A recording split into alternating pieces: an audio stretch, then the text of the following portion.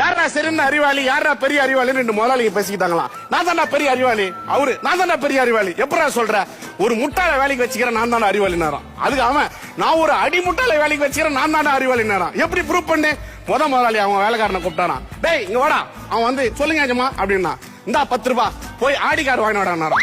சரிங்க ஏஜமா அப்படின்னு போயிட்டானா. பாத்தியாடா 10 ரூபாய் கொடுத்து ஆடி கார் வாங்க சொல்றேன் சரின்னு போறான் பாரு. இந்த முட்டாள வேலைக்கு வச்சுக்கிறதுனால நான் தான்டா சிறந்த அறிவாளினாரா அவரு. இன்னொருத்தங்க அந்த முதலாளி இப்ப என் வேலைக்காரனை கூப்பிடுறேன், டேய் இங்க வாடா. அவனும் சொல்லுங்க ஏஜமா, டேய் வீட்டுல போயிட்டு நான் இருக்கிறேன்னு பாத்துனுவா அப்படின்னாராம். சரிங்க ஏஜமா அவனும் போயிட்டானா. பாத்தியா நான் இங்க உக்காந்து வீட்டுல கறனான்றான், உடனே போறான் பாரு.